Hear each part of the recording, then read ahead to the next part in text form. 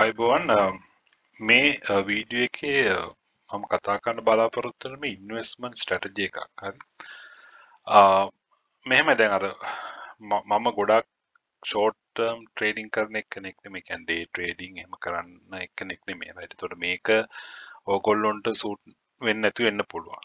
හරි. මේක ටිකක් මීඩියම් ටු ලොන් ටර්ම් පාත් එක ෆලෝ කරන අයට වැදගත් වෙයි. හරි. කන්ට්‍රෑරියන් ඉන්වෙස්ට්මන්ට් එක කියන්නේ මොකද්ද? මොකද්ද ඒකේ කන්සෙප්ට් එක කියන එක. හරි. කන්ට්‍රෑරියන් කියන්නේ බේසික්ම අයිඩියා එක go against the crowd කියන එක. හරි. අපි definition එක බැලුවොත් එහෙම an investment strategy in which investors purposefully do purchasing and selling against prevailing market trends. Market trend එක යන විදිහට නෙමේ ඒකට against තමා purchasing හරි selling හරි කරා. මම example එක පැහැදිලි කරන්නම්. A contrarian believes that the existing sentiment has mispriced certain sectors and companies to above or below its true value. හරි. ඒ කියන්නේ මාකට් එක ඒ කියන්නේ අපි හිතමුකෝ hot වෙලා තියෙන peak එකනේ අපි කියන්නේ දැන් අපිට ට්‍රේඩ් වෙන හයි ස්ටොක්ස් තියෙනවා. හරි. ඒතකොට ඒගොල්ලෝගේ බිලිව් එක මේක ට්‍රූ වැලියු එකට වඩා උඩින් රයිට්. සමහර නොවෙන්න පුළුවන් රයිට්. එහෙම නොවෙනවා නම් බයි කරන්න ඕන. හැබැයි ඒගොල්ලෝ ඒකට අත තියන්නේ නැහැ. රයිට්. ඒ වගේම තමයි අනිත් පැත්තට සෙලින්ග්ස් යනකොට පැනික් සෙලින් හරි මොකක් හරි සෙල් ඔෆ් එකක් යනකොට ඒගොල්ලෝ පික් කරනවා රයිට්. මේවා දැන් මේක වැලියු එකට වඩා අඩුවෙන් යන්නේ රයිට්. එහෙනම් මේක තමයි පික් කරන්න හොඳම වෙලාව. රයිට්. ඒතකොට බේසිකලි මේ කියන්නේ සෙන්ටිමන්ට් එකත් එක්ක ට්‍රෙන්ඩ් එකත් එක්ක ට්‍රේඩ් කරන එක නෙමේ go against the trend. right. එතකොට ඇයි මෙහෙම කරන්නේ? මොනවද මේකේ advantages? මොනවද මේකේ disadvantages? right. දැන් අපි හිතන්නකෝ දැන් පොඩ්ඩක් කතා කරමු. දැන් කවුරුත් banking shares වලට enter වෙන්නේ නැහැ. right. එතකොට ඒවා අත තියන්නේ නැහැ. දැන් trend එක තියෙන්නේ dollar dominated companies වලට. හරි. එතකොට අපිට ඊයේ තිබ්බ සෙල් ඔෆ් එකත් ඒක පාටම සෙන්ට්‍රල් බැංක් එකේ මේකත් ආවා. ඒත් එක්කම පැනික් සෙලින් ගියා. රයිට්. එතකොට මාකට් එක මූව් වෙලා තිබ්බේ කම්පනිස් කිහිපයකින් එක්ස්පෝ බිල් වගේ ලොයල්ස් වගේ කම්පනි කිහිපයකින් ඒවා පැනික් වෙන්න ගත්තා. ඒත් එක්කම ඔක්කොම ලොකු සෙල් ඔෆ් එකක් ආවා අනිත් ඒවත් එක්ක. අද ඒක අනිත් පැත්ත. රයිට්. එතකොට ටිකක් රියලයිස් වෙලා ඒකේ අනිත් පැත්තට වුණා ඒක. ඉතින් ඒක සෙන්ටිමන්ට් එක. හරි. එතකොට සෙන්ටිමන්ට් එකත් එක ට්‍රේඩ් කරන කට්ටිය එක වෙනම කරනවා. රයිට්. එතකොට බිල් වගේ එක්ස්පෝ වගේ ෂෙයාර්ස් ට්‍රේඩ් කරන්නේ එහෙමයි. හරි. කන්ට්‍රෑරියන් කරන්නේ කවුරුත් ටච් වෙලා නැති ඒවට ගිහිල්ලා ඒවා පික් කරන්න බලනවා. හරි. දැන් මොනවද කරන්න? හැබැයි මෙහෙමයි. දැන් එහෙම කන්ට්‍රෑරියන් කියලා ඒක ඒ ගන්න ඩිසිෂන් එක ඒක රැෂනල් වෙන්න ඕන. රයිට්. ලොජිකල් වෙන්න ඕන. දැන් මට මතකයි මේ වැක්සින් එකක් හොයාගත්තා කියලා බ්‍රේක් අවුට් වෙච්ච ගමන් මම හිතන්නේ මේ ලොකුවට ඩිමාන්ඩ් එකක් ගියා හොටෙල්ස්. දවසක දෙක රැලි එකක් ගියා හොටෙල්ස් ගන්න. මම ඒ දවස්වල වීඩියෝ එකකුත් කරා. දැන් මිනිස්සු එනවද මේ ටුවරිස්ට් එනවද දැන් වැක්සින් එක ආපු ගමන් කියන එක. හරි. ඉතින් ඒවා too early right. ඒවා illogical. ඒවා rationally හිතන්න පුළුවන්. හැබැයි දැන් බලන්න දැන් ලංකාව සෑහෙන ප්‍රමාණයට 70% විතර වැක්සිනේට් කරලා ටුවරිසම් එක පික් වෙන්න පටන් ගෙන. right. එතකොට මේ කොවිඩ් සිටුේෂන් එකට තියෙන එකම විසඳුම මොකක්ද? වැක්සිනේෂන්. නේද? වැක්සිනේෂන් එකේ සෑහෙන ප්‍රමාණයක් ඉවරයි. දැන් අපේ ඉකොනොමි එක ඕපන් වෙන්න හැබැයි. right. එතකොට කවුරු හරි මේ වෙලාවේ undervalued hotel sector එකට යනවා නම් ඒක logical. ඒක rational. හරි. තේරුණාද? අනිත් පැත්තට බලන්න දැන් බැංකින් සෙක්ටර් එක. right. දැන් මම මේක පටන් ගත්ත මුල් දවස්වල මම බැංකින් කතා කරේම නෑ. ඒ දවස්වල මම ඒවා කතා කරන්නේ නැති. මම ඒ දවස්වල කිව්වා මට මේක ක්ලියර් නෑ තත්ත්වය. right. මොකද ඒ දවස්වල ඉඳන් මම කියන්නේ මේ ඩිෆෝල්ට් රිස්ක් එකක් තියෙනවා. right. ඒකත් එක්කම ඉකොනොමි එක ස්ට්‍රගල් වෙනවා. right. හැබැයි දැන් තත්ත්වය කොහොමද? දැන් අපිට රිසර්ව්ස් එන්න පටන් ගෙන තියෙනවා නේ. අපිට රිසර්ව්ස් එන පාත් එකක් පෙන්නලා තියෙනවා. තාම අපිට ඒ කියන්නේ 100% අපි එතනින් එළියට ගිහිල්ලා නැහැ. හැබැයි මම නම් හිතන්නේ next year වෙනකොට අපි ඉකොනොමි එක පික් වෙන්න පටන් ගන්නවා. ටුවරිසම් පටන් ගෙන ඔක්කොම වැක්සින් කාට පස්සේ country open. දැන් මෙතනින් එහාට අපිට කරන්න දෙයක් නැහැ නේ. right 100% වැක්සින් කාටත් පස්සේ ආයෙ මොකද්ද කරන්නේ? එහෙම හිතන්න ඕන right දැන් එහෙනම් රට ඕපන් වෙලා කරගෙන යන්න ඕන right අපි එක්ස්පෝර්ට් කරන්න ඕන අර ඉම්පෝර්ට් නවත්තලා තියෙනවා right ඒක ටිකක් මේක හැදෙනකම් කරන්න ඕන හැබැයි ඒකත් මං හිතන්නේ තව අවුරුද්දක් දෙකක් යනකොට අපිට හිමීට ක්ලියර් කරගන්න පුළුවන් වෙයි right ඒක තමයි ඒ thinking ඒ contrarian thinking එක logical වෙන්න ඕන අනිත් එක මේ macro level development එකත් එක්ක ඒක support කරන්න ඕන right සම්පූර්ණයෙන්ම දැන් macro level එක වෙනස් විදිහකට ගිහිලා කරන්න බෑනේ ඒක contrarian ඒක තේරුමක් නැහැ right දැන් අපි මෙහෙම හිතන්න දැන් ලංකාවේ දැන් මිල්ක් ඉම්පෝර්ට් කරන එක නවත් සෑහෙන අඩු කරලා තියෙන්නේ අපි self sufficient යන්න ඕන right එතකොට ඒක බලාගෙන දැන් ඒ තියෙන sectors වලට කවුරු හරි move වෙනවා නම් ඒක rational ඒක macro level development එකට support කරනවා නේ දැන් අපි දැක්කා ඊයේ මම හිතන්නේ government එක NLDB lands ගොඩක් private sector එකට දීලා තිබ්බා දැන් access engineer උත් එයාට ඒගොල්ලොන්ට 700 ඇවිල්ලා තිබ්බා right ඒක subsidiary එක මම වර්ධින නිවැරදි කරන්න right එතකොට ඉතින් ඒ වගේ පැත්තකට decision එකක් ගන්න එක rational හරි ඒක macro level එක support කරනවා අනිත් එක ඒ වගේ decision එකක් ඒක back by strong fundamental වෙන්න ඕන fundamentally support කරන හරි අපි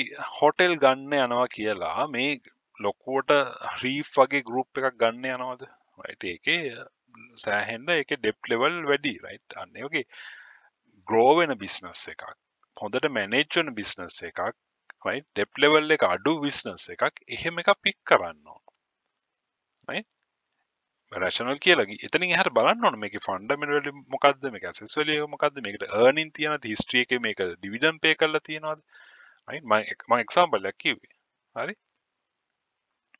අනිත් එක මොකක් හරි unique advantage එකක් තියෙන්නත් ඕන right දැන් tourism ගන්නවා කියලා ඔක්කොම beach hotel අරන් తీරුමක් නැද්ද සමහර ඒවා තියෙන ඊට වඩා advantage එකක් තියෙන සමහර පැතිවල හරි මම කියන්නේ hotels ගන්න කියන නේ මම මේ example එකක් කරන් පැහැදිලි කරන්න යන්නේ මොකද්ද contrarian thinking කියන එක. හරි? අනිත් එක තමයි ඔයා ගන්න එක ඒක marketable වෙන්න ඕන. දැන් මොකද්ද marketable කියන්නේ? දැන් ඔයගොල්ලන්ට පේනනේ එක එක groups වල එක එක shares market කරනවානේ. හරි? අන්න ඒ වගේ ඔබ ගන්න එක තවත් කවුරු හරි කට්ටියකට market කරන්න reasons තියෙන්න ඕන. right?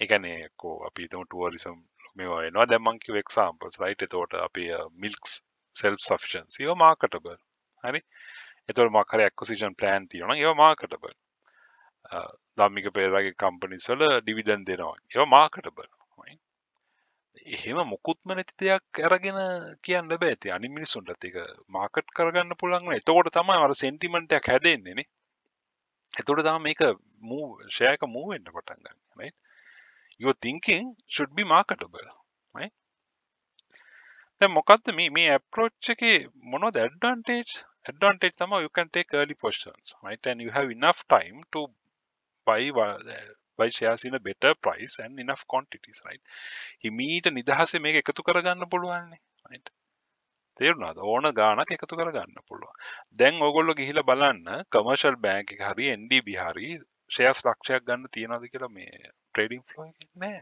හොයාගන්න නෑ ඒක ගන්නව උඩටම යනකම් ට්‍රේඩ් කරන්න යන්න ඕන මං උදාහරණයක් කිව්වේ right ඒක ලොකු හැබැයි 1000 2000 ගන්න එක්කෙනෙකුට ඒක ලොකු තරම් ප්‍රශ්නයක් නෙමෙයි සමහර වෙලාවට ඩ්‍රයිව් වෙලා තියෙන ඒ ඩ්‍රයිව් වෙලා තියෙන වෙලාවේ ඉතින් සෑහෙන කාලයක් යනවා මේක එකතු කරගන්න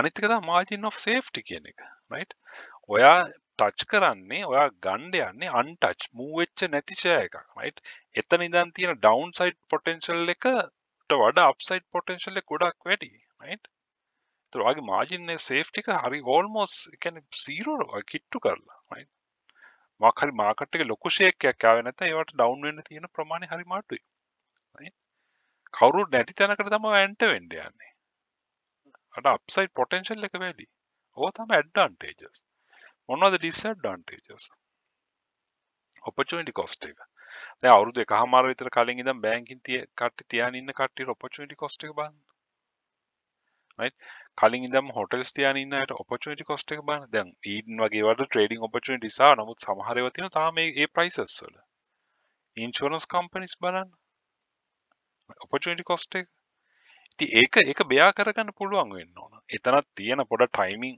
එකක් තියෙනවා right. ඔතන ටෙක්නිකල් පොඩ්ඩක් බලන්න ඕන සහ අපිට අර රැෂනල් විදිහට හරි ජජ්මන්ට් එකට එන්න ඕනේ. ඒතකොට ඔපචුනිටි කොස්ට් එක පොඩ්ඩක් අඩු කරගන්න පුළුවන්. තේරුණාද? හරි. අනිත් එක තමයි risk of having incorrect decision. ඔයා contrary ඔයා go against the crowd. right? ඒතකොට අනිත් හැමෝම හිතන විදිහ නෙමෙයි ඔයා වෙනම හිතන්න යනවා. right? ඔයා තනියෙන් හිතන්නේ. ඔයා කීප දෙනෙක් විතරයි ඔයාට ජජ් කරන්න පුළුවන්. ඔයාට public forum වල අහලා කියන්න බෑ. ඒතකොට මේක public වෙනවානේ. right? එතකොට ඔයාට ඔයාගේ decision එක වැරදීමේ සම්භාවිතාවය වැඩි. හරි? අනිත් එක තමයි ඔයාට ඉක්මනට ලික්විඩේට් කරගන්න බැරි. හරි ඔයා ගන්න හිතන්න. අපි කොහොම හරි එකතු කරලා අපි හිතමු දැන් ලොකු ප්‍රමාණයක් ගත්තා. right? commercial bank වගේ එකක් හිතන්නකෝ. එහෙම නැත්නම් Asian Airlines වගේ එකක් 50,000 100,000 වගේ ගත්තා. දැන් මෙතන sentiment එක නැහැ. ඔයා බොහොම අමාරුවෙන් සති දෙකක් විතර කලෙක්ට් කරගත්තා. right?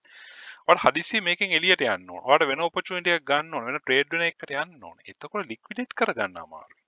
ඒ sentiment එකක් නැහැ. right? ඔයා හිර වෙලා ස්ටක් වෙලා. right? අන්න ඒ disadvantage එක තියෙනවා. අනිත් එක තමයි psychological pressure එකක් තියෙනවා. right? ඔයා non moving share එකක් තියාගෙන ඔයා ඒක තියාගෙන ඔයාගේ portfolio එක එකම තියෙද්දි අනිත් ඒවා උඩට යනවා. ඒකනේ හුඟක් කට්ටිය කියන්නේ මගේ ඒවා එකම තැන තියෙන expo උඩට යනවා කියන එක. right? මගේ එක තියෙනවා Hales LOLC උඩට යනවා. මගේ ඒවා යන්නේ මගේ banking shares ටික යන්නේ මගේ hotels ටික යන්නේ මගේ insurance companies යන්නේ. ඒ psychological pressure එකක් තියෙනවා. right? ඉතින් ඒක manage කරගන්න ඕන. ඉතින් මොකද්ද මොකට උදාහරණ මොකද්ද කරන්න පුළුවන් අපිට මොකද්ද solution එක? මේක balance එකක් තියාගන්න. right? contract කියලා ඔක්කොම contrarian යන්න එපා. දැන් බලන්න සමහර portfolio මම review කරපුවා ඒකේ කොච්චර තියෙනවද බලන්න ඒ වගේ පැත්තට deviate වෙලා. ඉතින් මේ portfolio perform කරන්න අමාරුයි. එක share එකයි නැත්නම් දෙකයි තියෙන company එකයි. right? මෙහෙම මේ percentages වෙනස් වෙන්න පුළුවන්. right? දැන් මේ මම සාමාන්‍ය general guideline එකක් වගේ rule එකක් වගේ තියාගෙන ඉන්නවා. හරි? contrarian පැත්තට 40% විතර තියාගෙන. මගේ insurance, right? banking, right? ඒතකොට තව එකක් අරන් තියෙනවා මේ hotels එකත් එක්ක hedge වෙන්න expense මන් ටිකක් තියාගෙන ඉන්න logistic එකත් බලලා. ඔය හේමස් තියෙනවා. ඒ sun වගේ ඒවට පොඩක් 40%, right? අත defensive stocks, right? හොඳට දන්න defensive, හොඳ dividend දෙන LB finance වගේ ඒවා, right? දැන් මම මේකෙන් දාලා උදාහරණ මේවා මගෙත් වෙනස් වෙනවා, right? ඒ වෙලාවට මම මේවා adjust කරගන්න. මම කියන්නේ මේ නිකන් general guideline එකක් කියන්නේ, right? ඒක defensive ටිකක් තියාගන්න dividend, right? ඒතර ඔයාලට ඕන වෙලාවක ඒ shares move වෙන්නේ නැහැ නේ. වැඩ කැඩෙන්නේ නැහැ, right? දැන් මම ඊයේ උනත් drastic fall එකක් ආව සමහර shares එච්චර මේවා වුන්නේ නැහැ. ඒවා එතනම තිබ්බා. ඒවා ඩිමාන්ඩ් එක තිබ්බා. right? අනිත් ඒවා තියාගන්නවා sentiment එකත් එක්ක trade කරන්න. 30% විතර. right? මේක සමහර කට්ටිය 20 ගන්න පුළුවන්, සමහර 10 ගන්න පුළුවන්, සමහර කට්ටිය risk එකක් ගන්න කට්ටිය high risk ගන්න කට්ටිය, right? ඒගොල්ලන්ට 50% උනත් ගන්න පුළුවන්. It's up to you, right? ඒක up to you, you can decide, right? අර balance එකක් තියාගන්න. එතකොට ඔය ප්‍රශ්නේ එන්නේ නැහැ. right? මම හිතනවා ඔයගොල්ලන්ට idea එකක් හම්බෙන්නේ නැති කියලා. right? Thank you very much.